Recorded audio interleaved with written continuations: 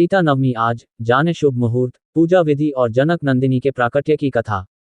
नई दिल्ली। सीता नवमी के दिन माता सीता के साथ प्रभु श्री राम की पूजा करने से हर दुख दूर होने के साथ अखंड सौभाग्य की प्राप्ति। सीता नवमी तिथि, मुहूर्त सहित अन्य जानकारी।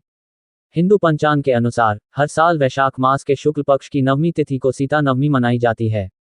मान्यता है कि इस दिन माता सीता धरती से प्रकट हुई थी। इसी के कारण इस दिन को सीता नवमी, जानकी नवमी और सीता जयंती के रूप में मनाते हैं। माना जाता है कि इस दिन माता सीता की विधिवत पूजा करने से व्यक्ति को हर दुख दर्द से निजात मिल जाती है। इसके साथ ही वैवाहिक जीवन में चली आ रही समस्याओं से भी छुटकारा मिल जाता है। वैवाहिक महिलाएं इस दिन पति की लंबी आयु के लिए व्रत रखती हैं। इसके साथ ही माता सीता के साथ साथ भगवान राम की भी पूजा की जाती है। आइए जानते हैं सीता नवमी की तिथि, शुभ मुहूर्त, मंत्र, महत्व के साथ कथा। सीता नवमी 2024 तिथि। हिंदू पंचांग के अनुसार वैशाख मास के शुक्ल पक्ष की नवमी तिथि द 16th of May, गुरुवार को सुबह 6:22 से आरंभ हो रही है, जो द 17th of May, शुक्रवार को सुबह 08:48 पर समाप्त हो रही है। ऐसे में सीता नवमी द 16th of May 2024 को है। सीता नवमी 2024 शुभ मुहूर्त। सीता नवमी का मध्याह्न मुहूर्त सुबह 11:04 से दोपहर 1:43 तक। सीता नवमी का मध्याह्न क्षण दोपहर 12:23 तक। भारत के कई जगहों पर सीता नवमी वैशाख मास के शुक्ल पक्ष की नवमी तिथि को मनाते हैं, तो कई जगहों पर फाल्गुन मास के कृष्ण पक्ष की अष्टमी तिथि को बनाते हैं।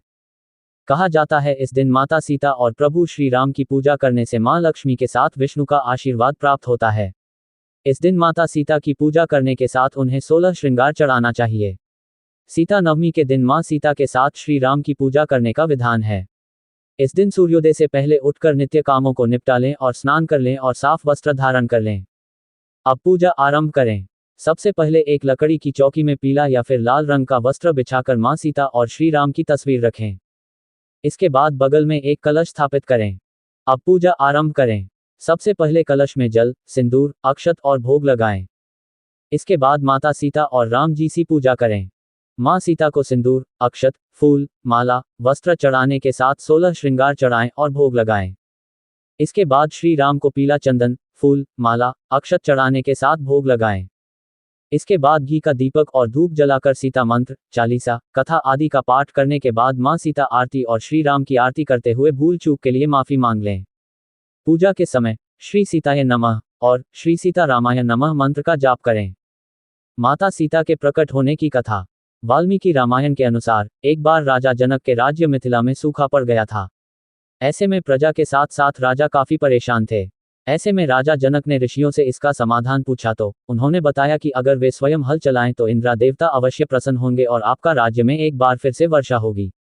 ऐसे में एक तय मुहूर्त में राजा जनक के साथ उनकी पत्नी रानी सुनैना से अपने हाथों से खेत में हल चलाया। हल चलाते समय उनका हल किसी पत्थर से टकरा गया। ऐसे में राजा को लगा कि ऐसे बीच में पत्थर कैसे आ गया। ऐसे में उन्होंने उस पत्थर को हटाकर देखा तो एक कलश में सुंदर सी नवजात बच्ची थी।